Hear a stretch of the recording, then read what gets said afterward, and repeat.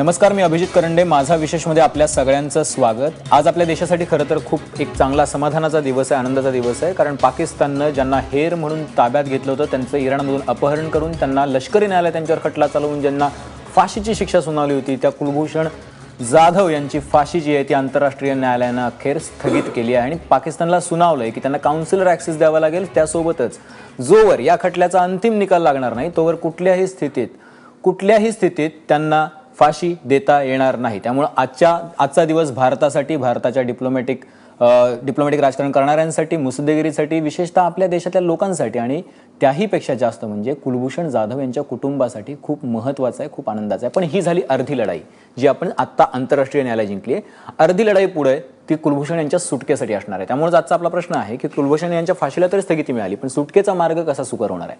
आणि आपल्यासोबत चर्चेसाठी असणार आहेत उज्ज्वल निकम, जे कायदेतज्ञ आहेत, ज्येष्ठ सरकारी वकील आहेत, शिवाली देशपांडे आहेत, फ्लाईट लेफ्टनंट नागपूरहून. आपल्यासोबत जतीन देसाई आहेत, भारत पाकिस्तान संबंधाचे जाणकार आहेत आणि स्वतः पत्रकारी आहेत. मी सुरुवातच मी तुम्हाला जतीन देसाई तुमच्यापासून करेन. पहिला निर्णय आहे, अतिशय आनंदाचा दिवस आहे भारतासाठी, एक समाधानाची बाब आहे. पूर्ण लढाई अजून जिंकायला वेळ आहे. पहिली प्रतिक्रिया.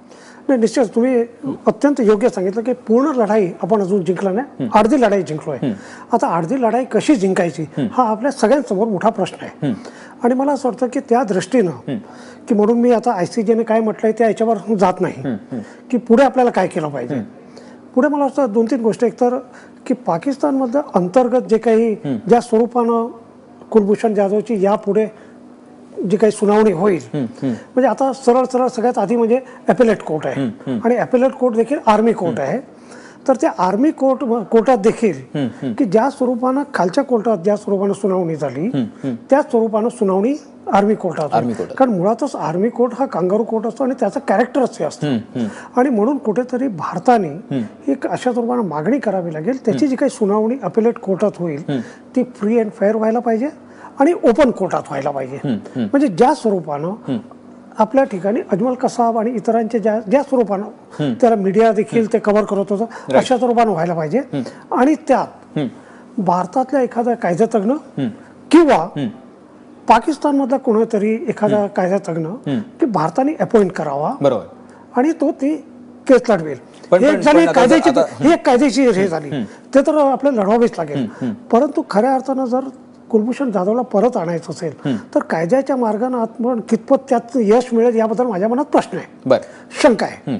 आणि म्हणून कुठेतरी त्याला जर सोडवायचं असेल तर पाकिस्तानवर दबाव आणून राजकीय स्तरावरच त्याला सोडवता येईल. त्याला दुसरा पर्याय नाही, आपण लक्षात घ्या.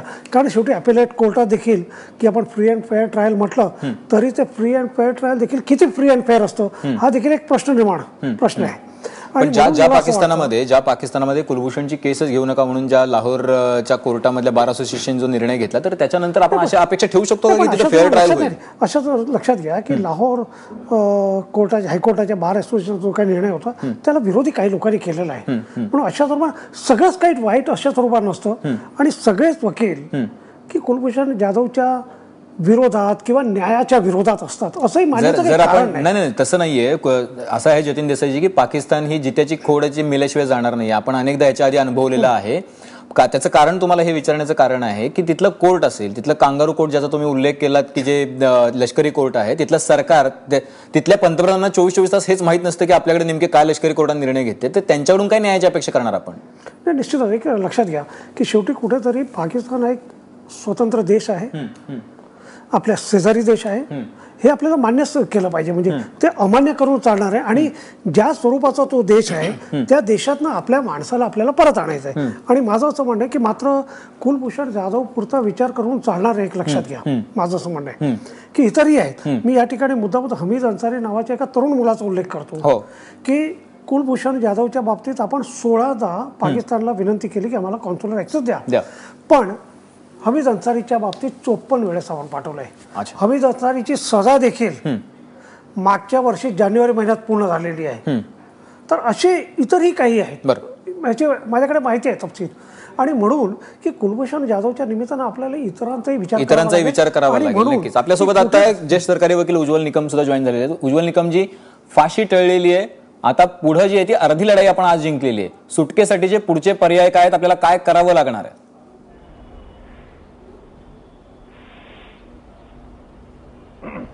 ही सुटकेसाठी लढाई फार मोठी असणार आहे. आपण ही प्राथमिक लढाई अभिजित निश्चितपणे जिंकलेलो आहे. परंतु आता या निकालाचे दूरगामी परिणाम आपल्याला पाकिस्तानमध्येच दिसणार आहे. आजपर्यंत आपण पाकिस्तान खोडसाळ आहोत हे एकतर्फी म्हणत आलो होतो. परंतु आज जगातील आंतरराष्ट्रीय न्यायालयाने याच्यावरती सकृत दर्शनीने हे शिक्कामोर्तब केलेलं आहे. कारण असं आहे की पाकिस्तानने आंतरराष्ट्रीय कराराचा भंग करून काउन्सिलर ऍक्सेस नाकारला होता. हे आंतरराष्ट्रीय न्यायालयाने सकृत दर्शनी मान्य केलं आहे. आणि आंतरराष्ट्रीय न्यायालयाने ज्या शब्दप्रयोग जो वापर केला आहे तो फार महत्वपूर्ण आहे की जर तात्पुरता आम्ही आदेश दिला नाही तर इररिपेरेबल इंजुरी आणि प्रिजुडिस काय होऊ शकतो. आणि म्हणजेच काय की न भरून येणारं नुकसान आणि त्याला दोष म्हणजे हे बचावाचा कसा प्रिजुडिस होऊ शकतो. तर कुलभूषण जाधव यांच्यापुरता मर्यादित नाही तर भारताला देखील याचा नुकसान होऊ शकतं हे त्यांनी कबूल केलंय. बरोबर. आता गंमत अशी आहे की हा पाकिस्तान निकाल मानेल का न मानेल हा भाग आपण थोडा वेळ बाजूला ठेवूया. परंतु आंतरराष्ट्रीय न्यायालयाने हे देखील स्पष्टपणे सांगितलं की पाकिस्तानला या न्यायालयाच्या आदेशाचं इनस्पिरिट पालन करावं लागेल. बरोबर. पाकिस्तानवर तो बंधनकारक आहे की नाही आपण थोड्या वेळात बघूया. परंतु मला जो एक महत्वाचा परिणाम दिसून आला आहे की पाकिस्तानच्या जनतेमध्ये काय मत आहे. आजच्या डॉन पत्रामध्ये एका जस्टिस ख्वाजा हुसेन यांनी म्हटलेलं आहे की कुलभूषण जाधव यांना काउन्सिलर ऍक्सेस द्यायला हवा होता. ते नाकारून चूक केली. पाकिस्तानमधील काही पत्रकारांनी देखील आज हे म्हणणं नोंदवलेलं आहे. आजच्या डॉनच्या पत्रात दैनिकात आलेलं आहे. परंतु आजच्या या निकालामुळे पाकिस्तान लष्करी अधिकारी यांचा एक गट आणि पाकिस्तानमधली मुलकी व्यवस्था असा एक गट होईल. आता जर पाकिस्तानने हे नाकारलं तर त्याचा आंतरराष्ट्रीय संबंधावरती परिणाम होऊ शकतो. बरोबर. कारण पाकिस्तान एक कसं ढोंगी खोटे आणि लबाडीने पुरावे तयार करतं हे आम्ही सप्रमाणात आंतरराष्ट्रीय न्यायालयापुढे सिद्ध केलेलं आहे. आणि त्यामुळे पाकिस्तानला ही जखम फार जिव्हारी लागलेली असेल आणि त्यामुळे भारताचा हा कायदेशीर लढाईमध्ये प्राथमिक विजय झाला आहे असं मी मानतो. पण निकम सर, आता असं आहे की ज्या पाकिस्तानच्या मी आता जतीन देसाईंना पण तोच प्रश्न विचारला, ज्या लाहोर हायकोर्टाच्या बार असोसिएशननी असा ठराव केला की कुलभूषण जाधव यांची केस कुणीही घ्यायची नाही. आता जरी काउन्सिलर ऍक्सेस जरी आपल्याला दिलेला असला तरी सुद्धा ह्याच्या पुढची प्रोसेस कशी असणार आहे. कारण तिथं फेअर ट्रायल होईल. तर म्हणजे ज्या पद्धतीने आपण अजमल कसाबला जी संधी दिली तिथं ती कुलभूषण जाधवांना मिळेल अशी आपण आशा करू शकतो का पाकिस्तान सारख्या देशाकडून.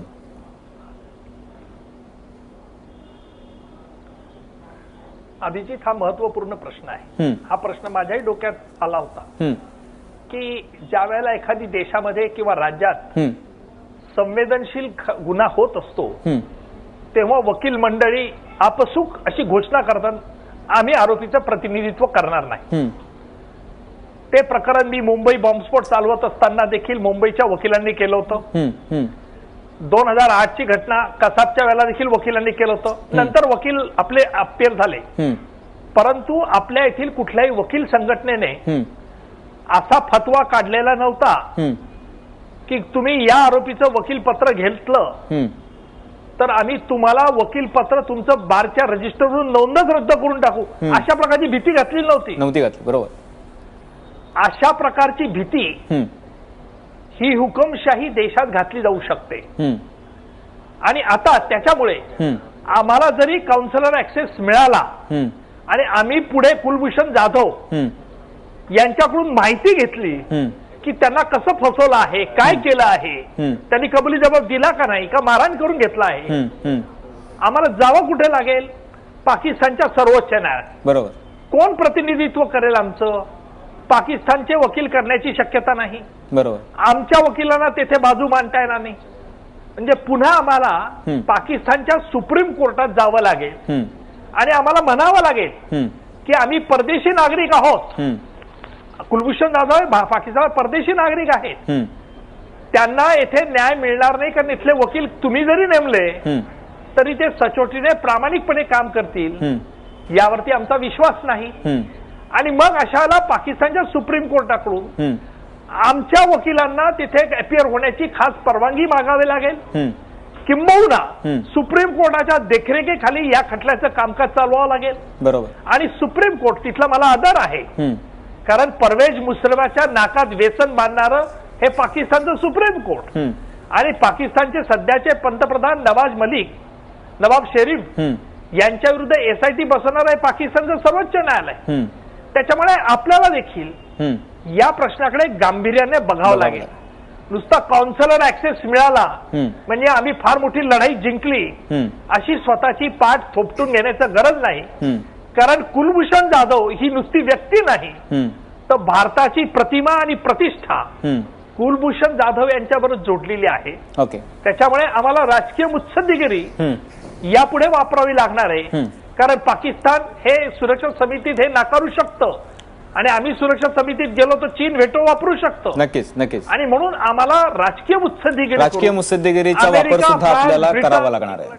नक्कीच यांना पटवून रशियाला पटवून द्यावं लागेल. नक्कीच नक्कीच. बरोबर आहे. नक्कीच. आपल्यासोबत आता शैलेंद्र देवळणकर आहे. शैलेंद्र देवळणकरजी कायद्याची जी बाजू आहे ती आता उज्ज्वल निकम सरांनी समजून सांगितली आणि ती आपल्या लोकांसाठी खूप महत्वाची आहे, कारण आपण आता निम्मी लढाई जिंकली, पाठ थोपटून घेण्याचं काही कारण नाही, जे उज्ज्वल निकम सरांनी आपल्याला वास्तव सांगितलेलं आहे. आता राजकीय मुत्सद्देगिरीतून कुलभूषण जाधव यांना जर आपल्याला त्याचा वापर करून सोडवायचा असेल तर आता नेमकं काय केलं पाहिजे असं वाटतं?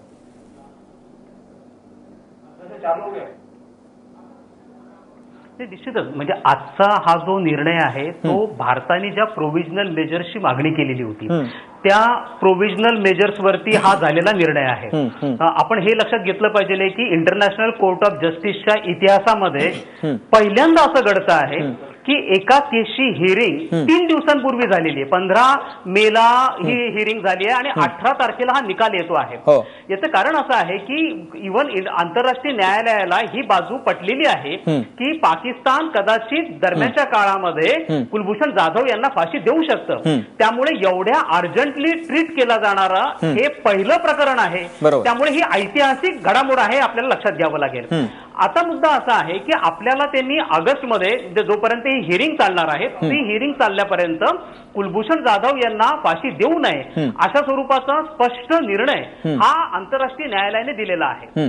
आता आपल्याकडे साधारणतः 2.5 ते 3 महिने हातामध्ये आहेत. त्यामुळे आपली जी न्यायालयीन बाजू आहे ते आपले तिथले वकील हे उत्तम पद्धतीने ती बाजू पुढे मांडणार आहेत, परंतु केवळ तेवढं हे पुरेसं राहणार नाहीये. याचं कारण असं आहे की आंतरराष्ट्रीय न्यायालय जे आहे ज्याचा हा निर्णय झालेला असला तरी आंतरराष्ट्रीय न्यायालयामध्ये काही इनहेरंट विकनेसेस आहेत. आता हा इनहेरंट विकनेस काय आहे तर आंतरराष्ट्रीय न्यायालयाकडे कोणतंही एन्फोर्समेंट मेकॅनिझम नाहीये. एन्फोर्समेंट मेकॅनिझम म्हणजे आपला निर्णय राबवण्यासाठी आवश्यक असलेली दंडशक्ती ही आंतरराष्ट्रीय न्यायालयाकडे नाहीये. दुसरा मुद्दा असा आहे की आजपर्यंत संयुक्त राष्ट्र संघटनेच्या इतिहासामध्ये 1945 साली आंतरराष्ट्रीय न्यायालय अस्तित्वात आलं.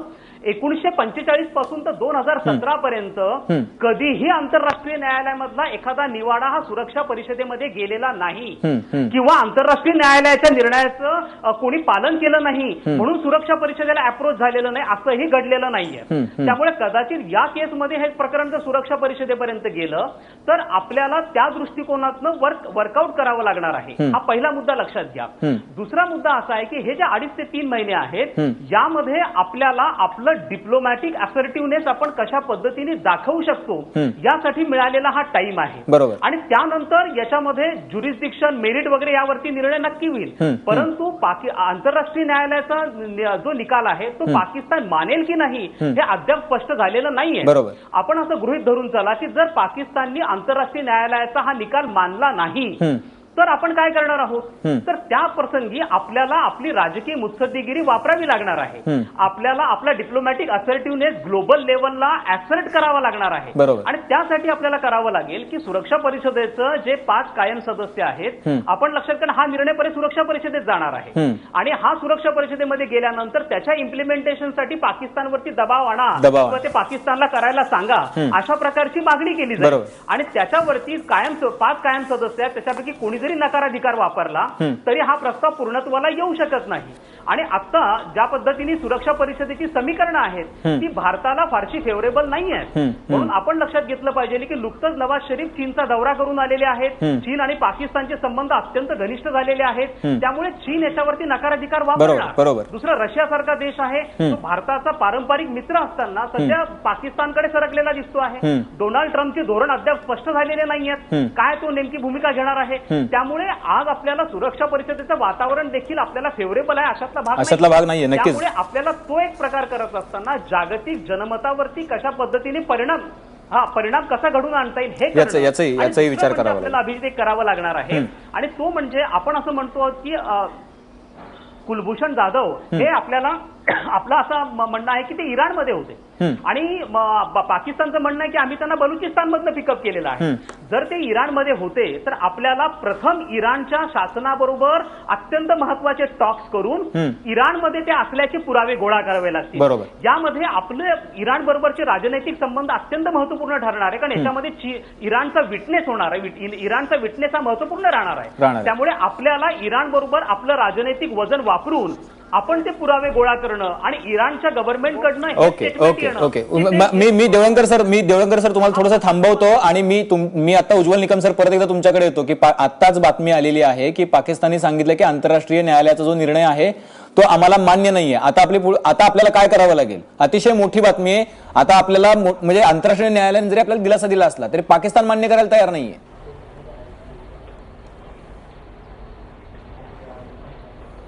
आता एक गोष्ट पहिल्यांदा आपल्याला असं करावं लागेल की आपल्याला सुरक्षा समितीपुढे जावं लागेल आणि सुरक्षा समितीत हा मुद्दा तर उपस्थित करावाच लागेल. आणि दुसरी गोष्ट अशी आहे की आजपर्यंत सुरक्षा समितीने जरी व्हेटो वापरला असला तरी या सिक्युरिटी काउन्सिलला काही असे अधिकार आहेत की जिथे maintenance of peace and the security याकरता युनायटेड नेशन सिक्युरिटी काउन्सिल हे स्वतःहून कोहर्सिव्ह मेथड्स वापरू शकतं.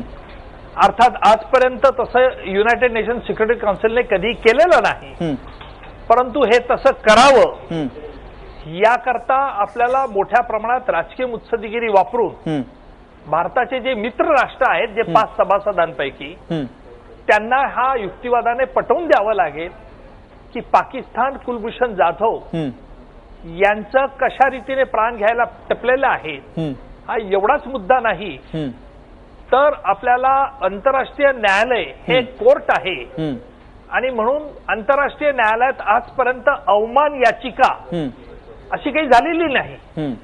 याप्रमाणे आपल्याला अवमान याचिका देखील करता येईल काय, कारण तशी त्यांच्या कायद्यात जरी तरतूद नसली स्टॅच्यूटमध्ये तरी इनहेरंट ज्युरिडिक्शन खाली आपल्याला तसं करून मागता येईल का याचा देखील विचार होणं आज जरुरीचं आहे.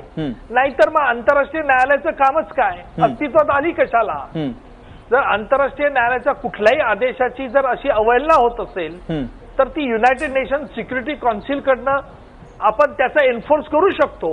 परंतु मगाशी शैलेंद्रने जसं सांगितलं की व्हेटो वापरला तर काही उपयोग होत नाही आणि मग शेवटी हे आदेश खूप कमी ठरतात. आणि म्हणून ज्या कारणाकरता आंतरराष्ट्रीय न्यायालयाची स्थापना झालेली आहे त्या कारणांचा विचार करून आपल्याला या आदेशाची अंमलबजावणी करण्याकरता जे काही सगळे कायदेशीर प्रयत्न आणि राजकीय मुत्सद्देगिरीची खेळी करावी लागेल. अतिशय महत्वाचा मुद्दा आहे. मी जतीन देसाई तुमच्याकडे येतो. आता असं आहे की तुम्ही मगाशी म्हणा होता की सगळंच काही वाईट नसतं, पण आता सगळंच काही चांगलं नाहीये पाकिस्तानमध्ये. ते पाकिस्तान म्हणण्यापेक्षा फतवा राष्ट्र आहे. ते पाकिस्तान म्हणायचं त्याला का फतवा राष्ट्र म्हणायचं, कारण ज्या पद्धतीचा आंतरराष्ट्रीय न्यायालयाचा निकाल सुद्धा जे लोक मानत नाहीत त्यांच्याकडून आपण फेअर ट्रायलची अपेक्षा वगैरे तर लांबची गोष्ट राहिली. नाही, निश्चितच की पाकिस्तानने देखील हा निर्णय मान्यच केला पाहिजे. त्याबद्दल दुमत असण्याचं कारण आहे. म्हणजे कदाचित तो भारताच्या विरोधात गेला तर भारताने देखील तो मान्य केला पाहिजे, कारण कुठेतरी एक आंतरराष्ट्रीय स्तरावर काही मेकॅनिझम आहे. त्या मेकॅनिझमचं सगळ्याच राष्ट्रांनी त्याचा आदर केला पाहिजे, रिस्पेक्ट केला पाहिजे, त्याप्रमाणे वागलं पाहिजे. पण जर पाकिस्तानने आपण ज्या स्वरूपाने म्हणतो तसं केलं असेल तर अत्यंत आक्षेपार्ह आणि अत्यंत सिरियस गंभीर अशा स्वरूपाची बाब होते.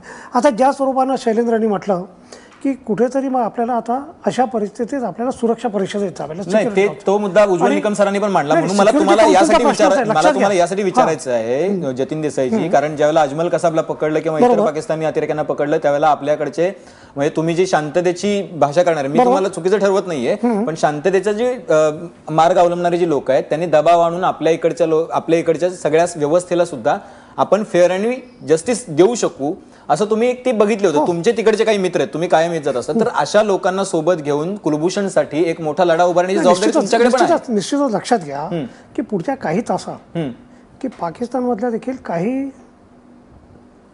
निवृत्त न्यायमूर्ती असतील किंवा इतर काही की ज्यांचा मानवाधिकारावर विश्वास आहे, अशा लोकांचे स्टेटमेंट पुढच्या काही तासात तुम्हाला पाहायला मिळेल की अशा स्वरूपाचं ICJचा आदेश न मानणं हे कुठल्याही माणसाला की ज्याला आपण म्हणतो की अत्यंत जे सैन अशा स्वरूपाने विचार करणारी जी मंडळी आहे त्यांना ते मान्य नाही, त्यांना मान्य असणं शक्य नाही. आणि म्हणून पुढच्या काही तासात तुम्हाला ते दिसणार आहे. आणि ज्या स्वरूपाने उज्ज्वल निकलने म्हटलं की आजचं जर आपण डॉन जर पाहिलं तर डॉन मध्ये देखील अशा स्वरूपानं उघड म्हटलेलं आहे की कॉन्सुलर एक्सेस याला द्यायला पाहिजे होता. डॉन लिस्ट मी आपला हे लक्षात आणून देतो की डॉनचा या ठिकाणी उल्लेख चाललाय म्हणून की काही महिन्यापूर्वी की लष्कर आणि सिव्हिलियन गव्हर्नमेंट यांच्यातले मतभेद आणि सिव्हिलियन गव्हर्नमेंटने कशा स्वरूपानं लष्कराला सांगितलं की आतंकवादी दहशतवाद्यांच्या विरोधात ज्या स्वरूपानं कारवाई केली पाहिजे. लक्षात घ्या कारण असं आहे की ज्या वेळेला कांगारू कोर्टाने निर्णय घेतला त्यावेळेला त्यांचे पंतप्रधान 24 तासानंतर पण म्हणत होते की मला माहितीच नाही या निर्णयाची. लक्षात घ्या, म्हणून कुठेतरी आपण देखील मी येतो निकम सर, आपण OBOR जी परिषद झाली त्या परिषदेचा आपण बहिष्कार केला, लक्षात घ्या. आणि शैलेंद्रने म्हटलं त्या स्वरूपानं नवाज शरीफ, शाहबाज शरीफ हे सगळे पाकिस्तान चायनाला जाऊन आले. OBOR परिषदेत ते हजर होते आणि कुठेतरी चायना आणि आपले संबंध जे आहेत ते आता काही फारसे चांगले नाही हे आपण लक्षात घेतलं पाहिजे. आणि म्हणून सुरक्षा परिषदेत चायना हा मोठा अडथळा असणार आहे. आणि म्हणून कुठेतरी जर पाकिस्तानने हा निर्णय मान्य नाही करण्याचं जर ठरवलं असेल तर आतापासूनच आपल्याला ते लॉबिंग करावी लागेल.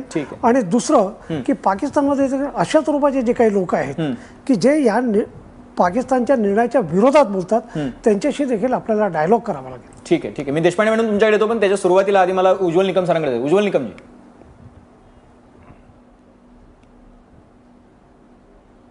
जतीनजी, आपण म्हणतात की पाकिस्तानमधील काही मंडळी अशा तऱ्हेचं वक्तव्य करतील. हे जरी खरं असलं तरी तिथले काही लोक, थोडे लोक चांगले असून उपयोग होणार नाही. आणि आपण कोणाकडून चांगली अपेक्षा करताय की आपण कदाचित इंग्लिश चॅनलमध्ये बघा त्यांचे पीरजादे पाकिस्तानचे जे माजी लष्करी अधिकारी सर्व डिस्कशनला येतात, फक्त गोंधळ घालत असतात. आपल्याला दुसरी बाजू मी सांगू इच्छितो की ज्या वेळेला पाकिस्तानचा अतिरेकी अजमल कसाब याला आपण काउन्सिलर ऍक्सेस द्यावा म्हणून हे पाकिस्तानला कळवतं, पाकिस्तानने त्याच्यावर कुठली भूमिका घेतली नाही. परंतु या उलट आपण जर हे केलं की पाकिस्तानने नाकारलं ते करायचं, तर आमच्या पुढे एकच मुद्दा राहतो का की फक्त कायदेशीर राजकीय मुत्सद्देगिरी? माझ्या मते नाही. भारताला थोडं कणखर व्हावं लागणार आहे याही पलीकडे. भारताला काही ऍक्शन्स अशा घ्याव्या लागतील की ज्याच्यामुळे पाकिस्तानमधल्या लोकांना वाटलं पाहिजे की पाकिस्तानचे लष्करशाहीमुळे त्यांना काय त्रास होणार आहे हे करावं लागेल.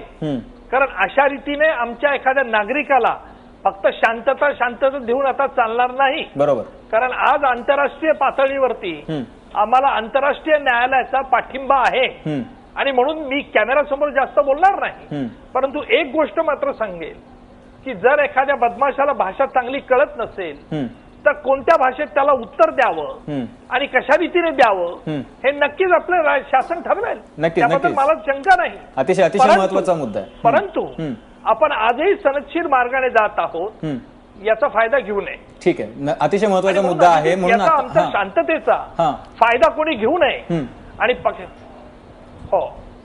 शांततेचा फायदा कोणी घेऊ नये हे तुम्ही सांगताय, अतिशय बरोबर सांगताय. आपल्यासोबत शिवाली देशपांडे आहेत. शिवाली देशपांडेजी, आता जसं उज्ज्वल निकम सर म्हणतात तशीच वेळ आलेली आहे.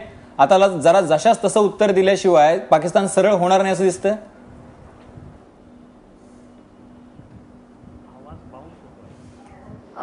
याच्यात दोन मुद्दे आहेत. पहिला मुद्दा तर असा की पाकिस्तान हा कसा देश आहे हे आपल्याला सगळ्यांना माहिती आहे. पाकिस्तानात कुठलंही सरकार हे काम करत नाही. पाकिस्तानात नुसतं मिलिटरी काम करते आणि मिलिटरी हे सरकारला चालवते. आणि ही जी केस होती कमांडर कुलभूषण जाधवची, ही केस होती पाकिस्तान मिलिटरीने हँडल केली होती. वेरॅज हे बेसिकली चूक आहे, कारण कमांडर कुलभूषण जाधव हे रिटायर्ड आर्मी ऑफिसर आहे. बेसिकली मिलिटरी हे केस करू शकते on a serving military officer.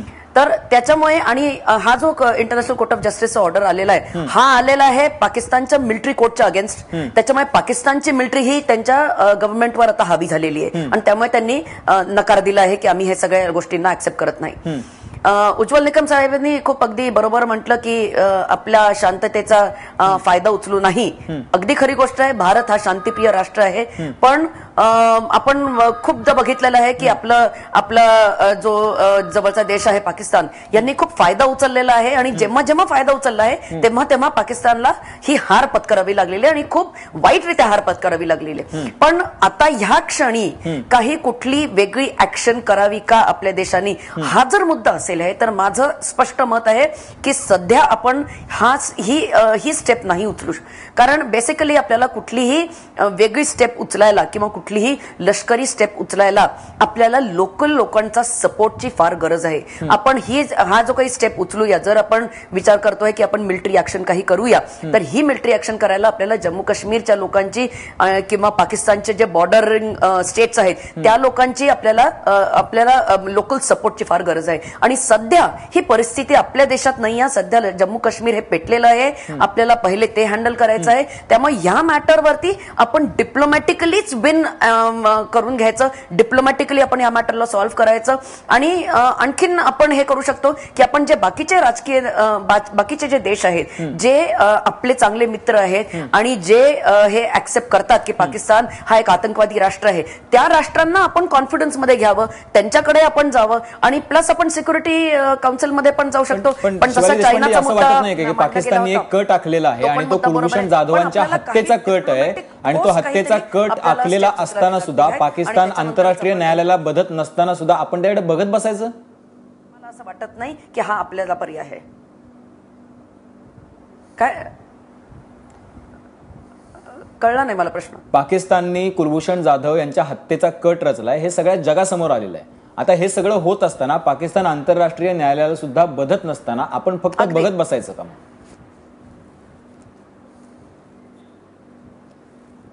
नाही, आपण हे नाही करायचं. आपण सध्या काय करायचं, सध्या डिप्लोमॅटिक प्रेशर आणायचा प्रयत्न करायचा पाकिस्तानवरती आणि आपण काही काळानंतर आपण काही ऍक्शन घ्यावी असं मला वाटतं. कारण कसं आहे, मी तुम्हाला परत सांगितलं, कुठल्याही मिलिटरी ऍक्शनसाठी लोकल सपोर्टची फार गरज आहे. इथे तुमच्या नुसत्या ज्या नॉर्मल कारवाया असतात जम्मू काश्मीरला, तिथे जर लोक दगड मारत आहेत तुमच्या सिक्युरिटी फोर्सेसवरती, तर तुम्ही कुठली मिलिटरी ऍक्शन करायला तुम्हाला सपोर्टची गरज आहे, तिथल्या लोकांच्या सपोर्टची गरज आहे. ते तुमच्याकडे सध्या नाही आहे. त्याच्यामुळे सध्या मिलिटरी ऍक्शन करणं हा पर्याय मला असं वाटत नाही की हा बरोबर पर्याय आहे. सध्या आपण डिप्लोमॅटिकली प्रेशर टाकू शकतो आणि इंटरनॅशनल कोर्ट ऑफ जस्टिसने पण म्हटलंय की जर पाकिस्तानने हा निर्णय मान्य केला नाही तर सँक्शन्स इम्पोज केल्या जातील पाकिस्तानच्या विरुद्ध. तर पाकिस्तानने या गोष्टी विचारात घ्याव्या.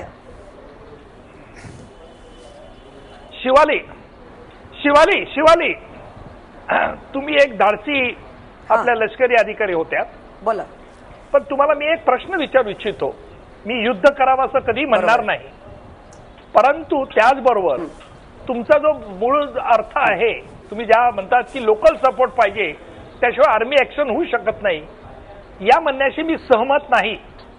कारण असं आहे की काश्मीरच्या वातावरणावरती म्हणून आम्ही पाकिस्तानच्या विरुद्ध कारवाई करू शकत नाही, हे म्हणणं यात काही तथ्यांश नाही. भारताची लष्करी तयारी आणि भारताचा प्रतिकार, लष्करी प्रतिकार हा या बाबीवर कधी अवलंबून नसतो. लोकल लोकांचा सपोर्ट आहे का नाही हा युद्धामध्ये नेहमीच गौण प्रश्न असतो.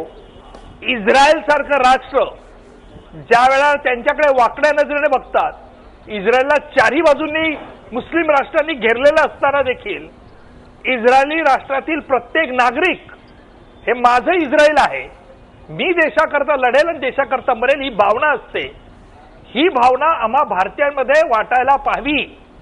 असं आहे, आपल्याला बाहेरचे राष्ट्र मदत करतील हे आपण सोडून द्या. कारण असं आहे की आपण चीनचं पाहिलं, पाकिस्तानमध्ये त्याचा हितसंबंध गुंतलाय. रशियाने त्यांच्यावर संयुक्त लष्करी कवायत केलेली आहे.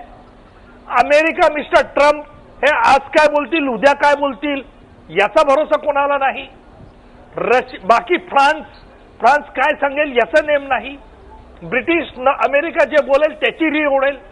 आपण राजकीय शिस्तीगिरी, राजकीय मुत्सद्देगिरी करावी, परंतु आपला धाक हा आपण निर्माण केला पाहिजे. बरोबर.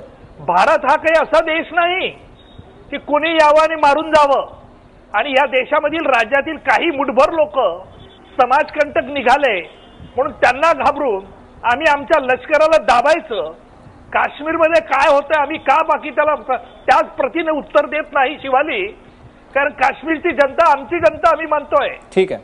काश्मीरचे लोक भलेच म्हणून आम्ही भारतामध्ये नाही, परंतु आम्ही आमच्या लोकांवरती पॅलेट गोळ्या का मारल्या सुप्रीम कोर्टाने का सांगितलं, कारण आम्ही आमचे नागरिक मानतोय. आम्ही तोफा सुद्धा चालू शकतो पण नाही, ते करणार नाही आम्ही. म्हणून शिवाली लष्करी कारवाई आणि लोकांचा सपोर्ट हा दोन्ही भाग भिन्न आहे. ठीक आहे. आणि म्हणून पाकिस्तानच्या विरुद्ध काय करावं याचा निश्चित सरकार गंभीरपणे विचार करेल. परंतु ही मात्र कॅन्सर सारखी डोकेदुखी आपल्याला होणार नाही ना याची काळजी मात्र आज घेण्याची गरज आहे. नक्कीच नक्कीच. त्याच्याकरता राजकीय मुत्सद्देगिरी, ठीक आहे, लष्करी डावपेच आणि इतर काही कुटील राजकीय कूटनीती ही वापरावी लागेल. शिवाली देशपांडेजी. हा, मी हे म्हणत नाहीये की आपण पाकिस्तान सारखा कॅन्सर हा जो आपल्याला ग्रासलेला आहे ह्या देशाच्या विरुद्ध आपण काही लष्करी कारवाई करायची नाही. मी हे म्हणते की सध्या ती वेळ बरोबर नाही आहे. कारण एक वॉर स्ट्रॅटेजी असते की तुम्हाला कुठलंही युद्ध लढायला तुम्हाला त्या धर्तीवरच्या तुम्हाला सपोर्टची गरज ही पडतेच आणि ही 100% पडते. त्याच्यामुळे कसं आहे की सध्या ही बरोबर वेळ नाही आहे. आपण काही दिवसानंतर आपण हा जरूर विचार करू शकतो, एखादी ऍक्शन करायचा पण विचार करू शकतो किंवा एखादी सर्जिकल स्ट्राईक करायचा पण विचार जरूर करू शकतो. पण सध्या डिप्लोमॅटिक प्रेशर आणावा आणि प्लस आपण बाकीच्या शिवाली बरोबर बोला. शिवाली पाकिस्तानच्या विरुद्धची कारवाई आम्ही काश्मीरच्या भूमीवर राहून करू शकतो हे तुम्हाला असं कोणी सांगितलं? पाकिस्तानच्या विरुद्ध कारवाई जी काही करायची असेल त्या काश्मीरचा भूमीचा उपयोग न करता देखील आम्हाला अनेक मार्ग मोकळे आहेत. आम्हाला समुद्र आहे, हवाई आहे, बाकी सगळे मार्ग उपलब्ध आहे. त्यामुळे काश्मीरमधूनच केलं पाहिजे असं काही नाहीये.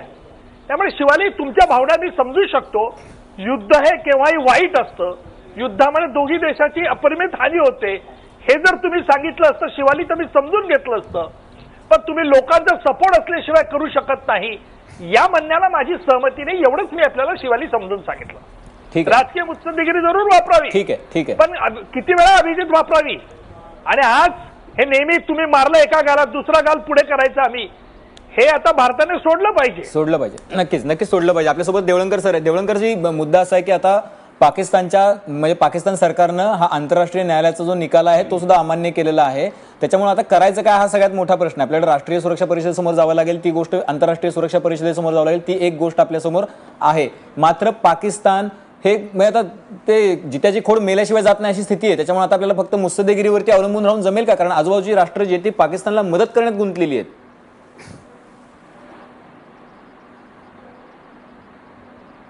अभिजित, प्रथम तर पाकिस्तानकडनं अशा प्रकारचा रिस्पॉन्स येणं हे देखील स्वाभाविक होतं. कारण की अशा पद्धतीने अनेक राष्ट्रांनी यापूर्वी देखील आंतरराष्ट्रीय न्यायालयाचा जो निवाडा होता, निर्णय होता, त्याला पूर्णपणे बाजूला टाकलेला आहे. आणि या स्वरूपाने त्यांच्या विरोधात निर्णय गेल्यानंतर पाकिस्तान अशा स्वरूपाची रिॲक्शन देईल. पाकिस्तानचं, विशेषतः पाकिस्तानच्या लष्कराकडनं मी म्हणेन, हे यासाठी स्वाभाविक होतं की पाकिस्तानच्या लष्कराला कोणत्याही परिस्थितीमध्ये हा प्रश्न लावून धरायचा आहे. कारण हा एकमेव प्रश्न, जसा आता आपल्या पूर्ण डिबेटचा रोग जो आहे की आपण अगदी म्हणजे डायरेक्ट प्रत्यक्ष संघर्षापर्यंत येऊन थांबलेलो आहोत.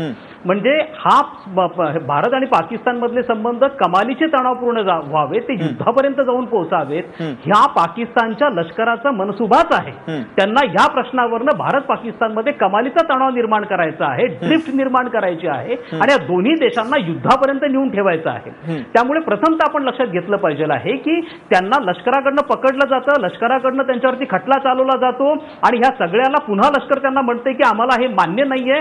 या सगळ्यांचं केंद्रस्थान हे पाकिस्तानचं जर लष्कर असेल तर आपल्याला प्रथम या दृष्टिकोनातून विचार करावा लागेल की असे कोणत्या शक्ती आहेत किंवा असे कोणते सोर्सेस आहेत की जे पाकिस्तानच्या लष्कराला नियंत्रित करू शकतील.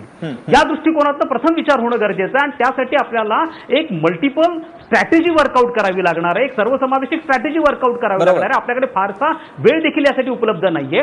प्रथम तर पाकिस्तानच्या लष्कराला नियंत्रित करू शकणारे सध्या जगामध्ये केवळ 3च राष्ट्र आहेत आणि त्या 3 राष्ट्रांमधलं पहिलं चीन आहे. पण चीनचं ऑप्शन आता सध्या वर्कआउट नाही करता येणार आहे पाकिस्तान आणि चीन मधले रिलेशन बघता. दुसरा देश हा सौदी अरेबिया आहे, हे लक्षात घ्या. आणि सौदी अरेबिया बरोबर आपले संबंध सध्या फार चांगले आहेत. त्यामुळे आपण याच्यामध्ये इस्लामिक कार्ड हा उत्तम पद्धतीने प्ले करू शकतो, ज्याची चर्चा अद्यापर्यंत झालेली नाहीये. परंतु तो ऑप्शन आपल्याला वर्कआउट करता येण्यासारखा आहे, कारण ते पाकिस्तानच्या लष्कराला नियंत्रित करू शकतात. आणि तिसरा देश हा अमेरिका आहे. आणि अमेरिका, कारण आपल्याला सगळ्यांना माहिती आहे, इतिहास आहे, 1999च्या कारगिल वॉरच्या वेळेला नवाज शरीफला देखील तत्कालीन अमेरिकेचे राष्ट्राध्यक्ष बिल क्लिंटन यांनी बोलून घेतलं होतं आणि त्यानंतर कारगिलचं जो प्रचंड एस्केलेशन झालेलं होतं ते संपूर्णपणे क्षमित झालं होतं, ते पूर्णपणे बंद झालेलं होतं. त्यामुळे पाकिस्तानचं टाइमली इंटरव्हेन्शन याच्यामध्ये आपल्याला कामाला ठरू शकतं. हा एक अँगलनी प्रयत्न करत असताना आपण केवळ लष्करी ऑप्शन हा एक महत्वाचा ऑप्शन आहे, परंतु त्याबरोबर आता आपल्याला वेळ आलेली आहे की डिप्लोमॅटिकली साऊथ एशियामध्ये देखील पाकिस्तानला आपण कसं आयसोलेट करू शकतो. आजपर्यंत आपण इंडस ट्रिटीचं कार्ड हे अत्यंत सिरियसली वापरलेलं नाहीये. आपण त्या संदर्भातले संकेत हे दिलेले आहेत की आपण हे कार्ड वापरणार आहोत, परंतु ते आपल्याकडचं ब्रह्मास्त्र आहे. आपल्यावर जरी इंटरनॅशनल ट्रिटी असली, आपल्यावर जरी ऑब्लिगेशन असलं तरी ते कार्ड आपल्याला कशा पद्धतीने पाकिस्तानला आता वचक बसवला येईल त्या पद्धतीने विचार करणं गरजेचं आहे. आपण त्यांचा 1996चा मोस्ट फेवर्ड नेशन दर्जा तात्काळ काढून घेणं. दुसरं प्रेशर टॅक्टिक करण्यासाठी आपण पाकिस्तान मधले आपलं जे उच्चायुक्त आहे, मला हे कळत नाहीये की आपण सध्या तिथं उच्चायुक्त ठेवण्यात, आपले इव्हन डेप्युटी सेक्रेटरी देखील तिथले ते आपलं अफेअर करू शकतात. आपण उच्चायुक्तांना परत, जर हे वर्कआउट झालं नाही तर आपण उच्चायुक्तांना देखील परत बोलून घेतलं पाहिजे. हे देवळणकर सर, हे अतिशय महत्त्वाचे मुद्दे तुम्ही मांडता आहात. देवळणकर सर, कंटेन्शियस इश्यू ठरू शकतो. अभिजित, तुम्ही हे अतिशय महत्त्वाचे मुद्दे मांडता आहात. मी Ujjwal Nikam sir, Devalankar sir, Jatin Desai sir आणि देशपांडे मॅडम, मी तुम्हाला फक्त आपण हेडलाईन्स बघणार आहोत आणि हेडलाईन्स नंतर ही चर्चा आपण पुढे कंटिन्यू करणार आहोत. तुम्ही कुठेही जाऊ नका. प्राजक्ता, अंतिम निकाल येईपर्यंत कुलभूषण जाधवांना फाशी देता येणार नाही. आंतरराष्ट्रीय कोर्टात पाकिस्तानला मोठा झटका, पण पाकची मुजोरी कायम. कुलभूषण यांच्या सुटकेसाठी सर्वतोपरी प्रयत्न करू, परराष्ट्र मंत्री सुषमा स्वराज यांचं ट्विट. तर देशभरात जल्लोष. प्रख्यात अभिनेत्री रीमा लागू यांचं निधन, ओशिवऱ्यात अंत्यसंस्कार. सुन्न करणाऱ्या एक्झिटमुळे चित्रपटसृष्टीवर शोककळा. औरंगाबादमध्ये घरात पेपर सोडवताना पोलिसांची धाड, कॅमेऱ्यात कैद. 27 विद्यार्थ्यांसह संस्थाचालक आणि सेनेचा नगरसेवक अटकेत.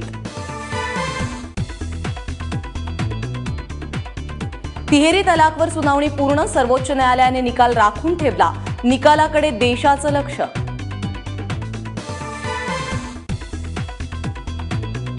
आणि मालेगाव महानगरपालिकेच्या निवडणुकीची रणधुमाळी थोड्याच वेळात. थेट मालेगावमधून रणसंग्राम महानगरपालिकेचा.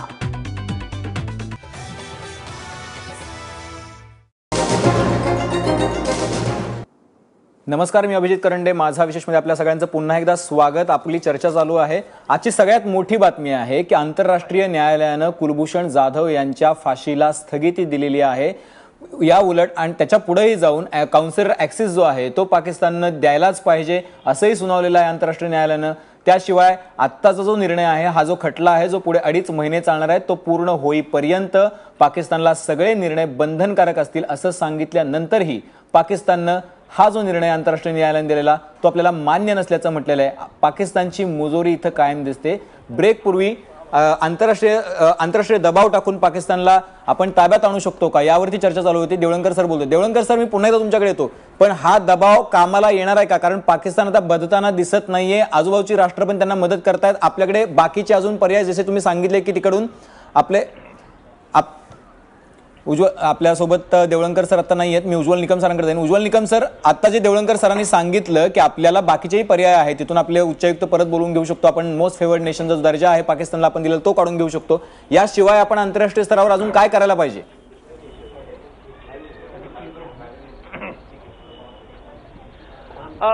राजकीय मुत्सद्देगिरी हा जरी एक भाग असला त्यांच्यावरती दडपण आणण्याचा, परंतु पाकिस्तानवरती आर्थिक निर्बंध घालणे आणि आर्थिक निर्बंध घालणं हे अमेरिका, रशिया, फ्रान्स, इंग्लंड यांना पटवून दिलं पाहिजे. कारण आज पाकिस्तान मधली परिस्थिती एवढी डबघाईला आलेली आहे की पाकिस्तानमध्ये स्वयंरोजगार नाहीत, पाकिस्तानमध्ये मोठमोठ्या फॅक्टरीज किंवा कारखाने नाहीयेत. आणि अशा परिस्थितीत आज पाकिस्तानचा जो कारभार चालला आहे हा एकतर अमेरिकन मिळणारी मदत आणि चीनकडनं मिळणारी मदत, चीनचे आर्थिक हितसंबंध गुंतले, चीन काही करेल अशी शक्यता नाही. त्यामुळे या देशांकडून त्यांच्याकडे आर्थिक निर्बंध आणणं आणि हा एक महत्वाचा भाग आहे. मगाशी यांनी देवळणकरांनी म्हटलं की मोस्ट फेवर नेशन कंट्री हा पद काढून घ्या. याच्याने काढून काही फारसा पाकिस्तानवरती परिणाम होणार नाही, कारण पाकिस्तान आडमुठा देश आहे. आता इंडोज अग्रीमेंट जे आहेत त्याच्यामध्ये ते जर इंडोज अग्रीमेंट रद्द केलं तर त्याचे काही भीषण परिणाम आपल्या देशावरती होऊ शकतात. आणि म्हणून सरकारने याच्यावरती साकल्याने विचार केला असणार. कारण नुसतं काढून ते करार रद्द झाला म्हणजे मग पुराचे पाणी आपल्या देशात येईल, ते पूर आल्यानंतर आपल्या देशाचं नुकसान, शेती अनेक पाण्याखाली जाईल, असे साईड डॅमेजिंग इफेक्ट जे आपल्याला आज कंट्रोल करता येण्यासारखे शक्य नाही. तो निर्णय आपल्याला मला वाटतं घेता नाही येणार. राजकीय मुत्सद्देगिरी आणि आंतरराष्ट्रीय न्यायालयापुढे अंतिम सुनावणी त्वरित करून घेणं आणि काउन्सिल ऍक्सेस बद्दल विचार करणं याबद्दल जरूर. जतीन देसाईजी, आता जो मुद्दे मांडले, जे देवळणकरांनी मांडले आणि जे मुद्दे उज्ज्वल निकम सरांनी मांडले, ते जर केले तर पाकिस्तान बदल असं वाटतं तुम्हाला? नाही, मी सुरुवातीपासून म्हणत होतो की मुळातच की कुलभूषण जाधवला परत आणायचं असेल किंवा कुलभूषण जाधव सारखे इतर जे काही लोक आहेत त्यांना परत आणायचं असेल तर त्याला डिप्लोमॅसी, डिप्लोमॅटिक मेजर्स आणि आंतरराष्ट्रीय दबाव हे दोनच त्याचा होऊ शकतात. याशिवाय तिसरं होऊ शकत नाही. लष्करी ऑप्शन वगैरे सगळं बोलणं ठीक आहे, म्हणजे स्टुडिओत काय बसून काही गोष्टी बोलणं आणि ग्राउंड रियालिटी जी काय असते ती वेगळी असते. हे कुठेतरी आपण समजलं पाहिजे की दोन्ही देश न्यूक्लिअर वेपन स्टेट आहे. म्हणजे उगीच स्टुडिओत बसून युद्ध करा, हे वेपन वगैरे आमच्याकडे जास्त शस्त्र आहेत वगैरे बोलण्यात काही अर्थ नाही. You have to be really pragmatic. आणि त्या ह्याच्यात लष्करी ऑप्शन जो आहे तो मुळातच नाही आहे, हे आपण लक्षात घेतलं पाहिजे. मला असं वाटतं की इंडस वॉटर ट्रिटीच्या संदर्भात जे काही देवळणकर म्हटले तेही होऊ शकत नाही, कारण आपण लक्षात घेतलं पाहिजे की इंडस वॉटर ट्रिटी 1960ची आहे. त्यानंतर 1965 साली दोन्ही देशात युद्ध झालं. ट्रिटीच्या अंतर्गत दोन्ही देशातले वॉटर कमिशनर भेटत होते, चर्चा होत होती. 1971 झालं तेव्हा देखील इंडस वॉटर ट्रिटीच्या अंतर्गत दोन्ही देशातले वॉटर कमिशनर बसत होते, चर्चा करत होते आणि त्यातून मार्ग काढत होते जे काही डिस्प्यूट होते ते. आणि म्हणून हे शक्य नाही, अशा स्वरूपात होऊ शकत नाही. पाणी थांबवता येत नाही. मध्यंतरी पंतप्रधानांनी म्हटलेलं पण पाणी असं थांबवता येत नाही, कुठेतरी आपण लक्षात घेतलं पाहिजे. आणि म्हणून तो देखील मार्ग नाही. आणि म्हणून मला असं वाटतं की मात्र डिप्लोमॅसी आणि आंतरराष्ट्रीय दबाव हे दोनच त्यातले मार्ग आहे आणि याचा आपण विचार केला पाहिजे. आणि कुठेतरी डिप्लोमॅसीमध्ये देखील आपल्याला की इतर काही देशात म्हणजे चीन असेल, कारण या सगळ्याच्या चीनचं भूमिका जी आहे ती सगळ्यात महत्वाची आहे. आपल्याला माहिती आहे ग्वादर पासून चीनचा जियांग जे प्रोव्हिन्स आहे त्याचं कॅपिटल आहे कासगर, तिथपर्यंत $48 बिलियन खाली इन्व्हेस्ट करून चीन चायना पाकिस्तान इकॉनॉमिक कॉरिडॉर बनवतंय. आणि या ह्याच्यात चीन पाकिस्तानच्या किती जवळ आहे. चीनबद्दल असं म्हटलं जातं की पाकिस्तानचा चीन ऑल वेदर फ्रेंड आहे आणि आपले आणि चीनचे संबंध अत्यंत तणावाचे झाले आहेत. आपण OBORचा बहिष्कार केला, हे आपल्या सगळ्यांना माहिती आहे. आणि म्हणून की कुठेतरी आंतरराष्ट्रीय स्तरावर भारताला देखील कुठेतरी जे काही पाकिस्तानच्या जवळचे जे काही राष्ट्र आहेत त्यांच्यासोबत बोलणी करावी लागेल, त्यांचा विश्वासात घ्यावा लागेल. जतीन देसाईजी, युद्ध हा जरी ऑप्शन नसेल असं जरी तुम्ही म्हणत असाल तरी सुद्धा आत्ताची स्थिती आपली अशी आहे की आपल्याला कुलभूषण जाधवांना सोडवण्यासाठी आपण आंतरराष्ट्रीय न्यायालयाचा दरवाजा ठोठावला. तो निर्णय पाकिस्तानला मान्य नाहीये. मुत्सद्देगिरीचं जर बघायचं झालं तर चीन आपल्या बाजूने आता बोलेल का याच्याबद्दल साशंकता आहे. बाकीचे देश जे आहेत ते पाकिस्तानला मदत करतात, आर्थिक मदत अमेरिका पुरवतो आहे. अशा सिच्युएशनमध्ये ज्यावेळेला पाकिस्तानला एकटं पाडण्याची गरज आहे त्यावेळेला इतर देश सुद्धा भारत हवी होऊ नये आंतरराष्ट्रीय पातळीवरती म्हणून पाकिस्तानला मदत करतायत. त्यावेळेला जर अमेरिका करू शकतं, जर अमेरिका धडा शिकवू शकतं, जर अमेरिका अबेटाबादमध्ये जाऊन कारवाई करू शकतं, जर 9/11चा बदला अमेरिका घेऊ शकतं, तर भारतानं ऍटलिस्ट युद्ध करावं असं कुणीही स्टुडिओत बसून म्हणणार नाही. स्टुडिओत बसून म्हणणं सोपं याची कल्पना सगळ्यांना आहे, पण पाकिस्तानला जरब बसेल असं काहीतरी करायला पाहिजे ना. अशाच म्हणून जरब बसेल असं काय, जरब हा शब्द जो आहे म्हणजे काय नेमकं करायचं की लक्षात घ्या की असे काही शब्द आपण वापरतो, पण खरं करायचं काय जरब म्हटलं. आणि म्हणून मला असं वाटतं की त्यातले आंतरराष्ट्रीय दबाव, डिप्लोमॅसी आणि द्विपक्षीय चर्चा या तीन शिवाय दुसरा पर्याय आपल्याकडे नाही, आपण मान्य केलं पाहिजे. आणि कुठेतरी आंतरराष्ट्रीय राजकारणात कुठल्याही देशाला अशा स्वरूपात एकांगी पाडता येत नाही. जर आपण इतिहास जर पाहिला तर आपण इराणमध्ये काय झालं पाहिलं, आपण इराकचं देखील पाहिलं आणि लिबियाचं देखील पाहिलं. अशा स्वरूपानं कुठलाच देश की आर्थिक निर्बंध अशा स्वरूपानं आपल्याला घालता येत नाही. आर्थिक निर्बंधाचे परिणाम काय होतात हे पाहिल्यानंतर आपल्या लक्षात येईल. इराकमध्ये काय झालं, लाखो तरुण मुलं, लहान लहान मुलं औषधाशिवाय मेली. अशा स्वरूपानं हा सगळं उद्या. आणि म्हणूनच युनायटेड नेशननी त्याच्या विरोधात म्हटलेलं आहे. आणि म्हणून अशा स्वरूपानं आर्थिक निर्बंध घालता येत नाही. आणि म्हणून मला असं वाटतं की वी नीड टू बी प्रॅग्मॅटिक, अत्यंत व्यवहार स्वरूपानं काय करता येईल याचा आपल्याला विचार केला. ठीक आहे देवळणकर सर, आता तुम्ही ऐकलं, तुम्ही म्हणालात की आपण आता दबाव वाढवायला पाहिजे, आपण बाकीच्या गोष्टींचा पण विचार करायला पाहिजे, उच्चायुक्त ठेवायचे की नाही, इथंपासून ते व्यापाराचं काय करायचं इथंपर्यंत. इथं जतीन देसाई म्हणतात की यातला कुठलाही पर्याय व्यवहार्य नाहीये, एकच पर्याय आपल्यासमोर तो की दबाव वाढवणं, आंतरराष्ट्रीय पातळीवरती पाकिस्तानला आपण घेरणं. पण तिथं काय आपल्याला फारसं यश मिळेल असं दिसत नाही. आता आपल्याकडे काय आहे, म्हणजे हातात फक्त बघत बसण्याशिवाय काय नाही राहिलेलं आहे.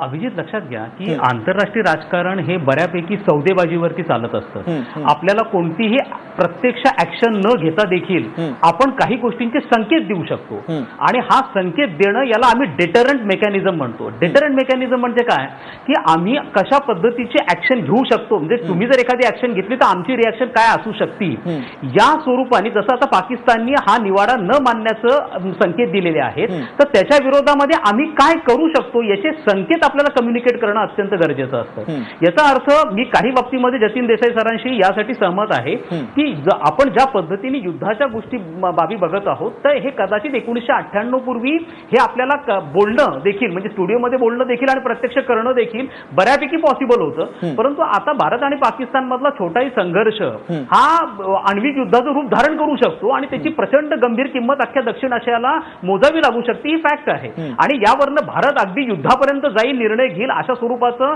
मला तरी सध्या परिस्थिती यासाठी वाटत नाहीये. दुसरा मुद्दा जो असा आहे की जसं पंतप्रधान नरेंद्र मोदी यांनी संकेत दिलेले होते की आम्ही काही मोठ्या प्रमाणावरचं कन्स्ट्रक्शन वर्क हे इंडस वॉटर ट्रीटीच्या दरम्यान करू शकतो, आम्ही जे जनरसली पाणी सध्या पाकिस्तानला देतो आहे ते काही प्रमाणात रेस्ट्रिक्ट करू शकतो, की आपण बऱ्यापैकी त्याला जनरसली करत आहोत. म्हणजे जेवढं इंडस ट्रीटीमध्ये मान्य केलंय त्याच्या कितीतरी पटीने जास्त पाणी सध्या पाकिस्तानला जात आहे, आपण रिकन्सिडर काही गोष्टी करतो आहोत. अशा पद्धतीचा संकेत देणं हा देखील एक प्रचंड मोठं प्रतिकात्मक त्याचं महत्व असतं की भारत आता काही गोष्टी अत्यंत गांभीर्याने घ्यायला लागलेला आहे, हा त्याच्यातनं बाब होतो. दुसरा एक मुद्दा जो आहे आता जतीन देसाई सरांच्या चर्चेतनं आलेला आहे मुद्द्यातनं, आणि तो त्याच्याकडे सुद्धा आपल्याला गांभीर्याने लक्ष देणं गरजेचं आहे की व्हर्च्युअली 2008 नंतर भारत आणि पाकिस्तान मधली चर्चा ही पूर्णपणे थांबलेली आहे. आणि अशा परिस्थितीमध्ये जेव्हा कमालीचा तणाव निर्माण झालेला आहे, अशा वेळेला चर्चेचं कोणतं तरी चॅनल हे उपलब्ध राहणं किंवा असणं हे अत्यंत गरजेचं आहे. मला एक लक्षात की ज्या ज्या वेळेला पाकिस्तानमध्ये एखाद्या पंतप्रधानावरती, म्हणजे माजी पंतप्रधानावरती कोणत्या तरी प्रकारचं संकट आलेलं, त्याला पळून जावं लागलेलं, त्या वेळेला एखाद्या विशिष्ट राष्ट्राने मध्यस्थी केली. विशेषतः सौदी अरेबियाने नवाज शरीफ यांच्या बाबतीमध्ये केलेली होती, बेनझीर भुत्तोच्या बाबतीमध्ये केलेली होती. मला असं म्हणायचंय की सध्या पाकिस्तानला इंटरनॅशनली आयसोलेट करणं हा जो शब्द आपल्याकडे आहे तो, कारण सध्याची परिस्थिती बघता ते मला इतकं पॉसिबल वाटत नाही, कारण आपल्याकडे ऑप्शन फार, म्हणजे वेळ फार कमी आहे. आपल्याकडे 2.5 ते 3 महिन्यांचा कालावधी आहे ज्यामध्ये आपल्याला निर्णय घ्यायचा आहे. मला असं वाटतं की कोणाची तरी मध्यस्थी घेणं आपल्याला अत्यंत गरजेचं आहे. आणि जर मी तुम्हाला जे 3 राष्ट्र सांगितले त्यापैकी चीनचा जर ऑप्शन आता वर्कआउट होणार नसेल तर मला वाटतं की आपण सध्या सौदी अरेबियाकडे या दृष्टिकोनात बघू शकतो, कारण प्रचंड पैशाचं जे पंपिंग पाकिस्तानमध्ये होतं आहे या 3 राष्ट्रांकडूनच होतं आणि या पैशाच्या पंपिंगवरतीच पाकिस्तानचं लष्कर हे सर्व्हाइव्ह होतं आहे, हे देखील आपल्याला विसरून चालणार नाहीये. त्यामुळे यामध्ये कोणीतरी मध्यस्थी करणं गरजेचं आहे आणि अशा प्रकारची मध्यस्थी पाकिस्तान देखील करू शकतं. परंतु ही मध्यस्थी म्हणजे भारत आणि पाकिस्तान मधल्या द्विपक्षीय प्रलंबित प्रश्नांमधली मध्यस्थी असं आपण ट्रीट करायला नको. एक गोष्ट प्रामुख्याने लक्षात ठेवा, अनेकदा अशा प्रकारचं वक्तव्य केले जात आहेत की आता आपण आंतरराष्ट्रीय न्यायालयाकडे अप्रोच झालो, याचा अर्थ हा एक पायंडा पडेल आणि आता प्रत्येक गोष्टीसाठी आंतरराष्ट्रीय न्यायालयाकडे जातील. हा असं घडणार नाहीये. आपण या संपूर्ण प्रकरणामध्ये जे इन्व्होक केलेलं आहे ते 1963 अग्रीमेंट आहे, जे मल्टीलॅटरल अग्रीमेंट आहे, त्याचं भारत आणि पाकिस्तान मेंबर आहे. याचा भारत आणि पाकिस्तानच्या द्विपक्षीय संबंधांशी काहीही संबंध नाही. त्यामुळे आपण लक्षात घेणं गरजेचं आहे की जर हा या लेवलला गेलेला विषय आहे तर आपल्याला एका त्रयस्थ राष्ट्राची मध्यस्थी स्वीकारणं हा सध्याच्या परिस्थितीमध्ये आवश्यक आहे. आणि आपण लक्षात घेतलं पाहिजे की अनेकदा काही आपल्याला आठवत असेल काही वर्षांपूर्वी जेव्हा इस्लामिक स्टेटचं इराक आणि सिरियामध्ये आपण बघतो की त्यांचं प्राबल्य वाढलं, आपल्या 42 नर्सेस तिथे अडकल्या होत्या. या 42 नर्सेस नंतर आपण इस्लामिक स्टेटमधल्या काही राष्ट्रांना मध्यस्थी करायला लावली होती. अशा ठिकाणी सौदेबाजी होती, बॅक चॅनल डिस्कशन्स होतात. अनेकदा हे लक्षात ठेवा की काही गोष्टी ह्या इकॉनॉमिक ट्रान्झॅक्शन देखील होतात, या गोष्टी समोर येत नाहीत, परंतु त्याच्यातनं आपण सुखरूपपणे आपल्या लोकांना सोडवू शकतो. आता आपल्याला आपली सौदेबाजीची ताकद कशी वाढवता येईल हे आपल्याला बघणं गरजेचं आहे. अनेकदा टिट फॉर टॅट होतं. त्यांनी तुमचा जर एखादा व्यक्ती पकडला असेल तर आता नुकतंच एक बातमी आलेली आहे का मागच्याच महिन्यामध्ये आपण नेपाळवरनं त्यांचा एक पाकिस्तानचा लष्करी अधिकारी याचं अबडक्शन झालंय, पण ते कोणी केलं काय केलं अजून गोष्टी आलेल्या नाहीयेत. आपल्याकडे टाइम आहे. माझ्या मते अशा पद्धतीच्या काही सौदेबाजी, कोणाची तरी मध्यस्थी घेणं, त्याचप्रमाणे हा सौदेबाजी, मध्यस्थी आणि टिट फॉर टॅट हे 3 आपल्याकडे ऑप्शन्स आहेत. आपल्याकडे आपण आपल्यासोबत शिवाली देशपांडे जे आहे, शिवाली देशपांडेजी, हे ज्या गोष्टी आहेत ते सरकार मुसद्देगिरीच्या माध्यमातून करत राहील, पण आता लष्कर काय करू शकतं याच्यामध्ये?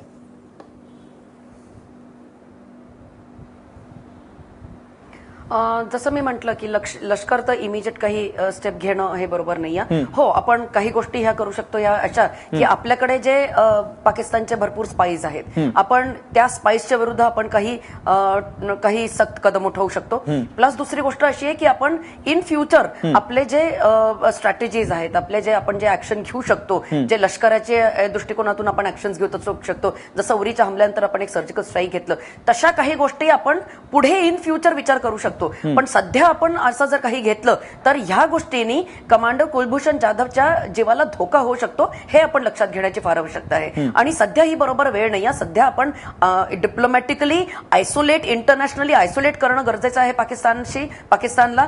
आणि सध्या जे गरज आहे ते आपण प्रेशर आणावं पाकिस्तानावरती. युनायटेड नेशन्स मधून इंटरनॅशनल कोर्ट ऑफ जस्टिस मध्ये आपण ऑलरेडी गेलेलो आहे. आणि आपण जरी सिक्युरिटी काउन्सिलमध्ये जरी आपल्याला चायनाकडून सपोर्ट नाही मिळणार आहे, रशिया सध्या आपल्या खूप चांगल्या टर्म्स मध्ये नाही आहे, पण तरी आपण सिक्युरिटी काउन्सिलमध्ये जावं आणि आपण हा आपला मुद्दा मांडावा. कारण भारत ह्याला आंतरराष्ट्रीय स्टँडिंग खूप चांगलं आहे आणि भारत हा प्रगतिशील राष्ट्र आहे. आणि भारताला सध्या हे आंतरराष्ट्रीय देशांमध्ये हे लोक खूप मानतात सध्या. तर त्याच्यामुळे आपल्या म्हणण्याला हा जरूर काही ना काही वेटेज राहील आहे असं मला वाटतं, खूप ठोसपणे मला वाटतं. नक्कीच. म्हणजे सगळ्या पद्धतीचे जे दबाव तंत्र आहे ते वापरलं पाहिजे, राजकीय मुसद्देगिरी वापरली पाहिजे, बॅक चॅनल डिस्कशन्स केली पाहिजेत. काही ठिकाणी टिट फॉर टॅटचा सुद्धा ऑप्शन आहे, तोही कुठं आपल्याला वापरता आला छोट्या मोठ्या गोष्टींमध्ये ज्याचे संकेत देण्यासाठी, म्हणून त्याचाही वापर केला पाहिजे. उम्मीद पे दुनिया कायम आहे असं म्हणतात. आंतरराष्ट्रीय न्यायालयाचा निर्णय जरी पाकिस्तानने आता त्याला नकार दिला असला मानायला, तरी सुद्धा आपण अजूनही वेळ गेलेली नाहीये. आपल्या हातात अजूनही 2.5 ते 3 महिने आहेत आणि कुलभूषणला वाचवण्यासाठी देश प्रार्थना करतोय आणि त्या प्रार्थनांना यश यावं. मोदी सरकार प्रयत्न करते, त्यांना यश यावं अशी प्रार्थना करूयात आणि या चर्चेमध्ये आपण इथंच थांबूयात. सगळ्या मान्यवरांनी दिला त्याबद्दल धन्यवाद. तुम्ही पाहत राहा एबीपी माझा.